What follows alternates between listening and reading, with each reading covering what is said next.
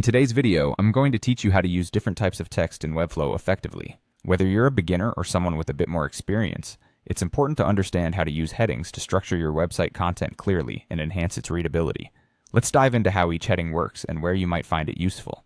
First, let's talk about the purpose and power of headings in web design. Headings are essential for organizing content and guiding your audience through your website. They help break down complex information into digestible sections, making your site more user-friendly and accessible. This not only improves the user experience, but also boosts your site's search engine optimization, as search engines use these headings to decipher the structure and content of a web page. Now, stepping into Webflow, the most prominent heading you'll use is the H1. The H1 tag is typically reserved for your main page title. It should clearly reflect the primary purpose or message of your page, as it's basically your introduction to the audience. It's important to use it wisely. Stick to one H1 per page to maintain clarity and give clear guidance on the page's main topic. Next, we have the H2 headings. These are your major section headings. Think of these as chapter titles or major points in an outline. Use H2 headers to segment your page into different areas or topics, effectively creating a roadmap for your visitors that helps them easily find the information they need.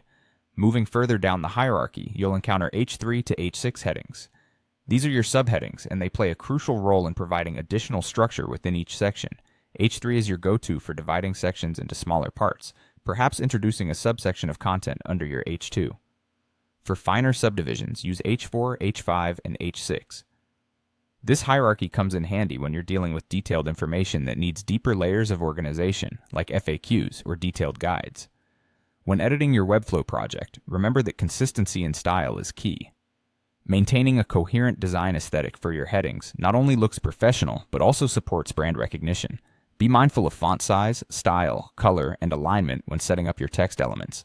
It's a good idea to set your styles globally in Webflow to ensure consistency throughout your site. And there you have it. By understanding and using these different types of text effectively in Webflow, you can dramatically improve your website's structure, appeal, and user experience. Remember, the key is to keep your content organized and easy to navigate.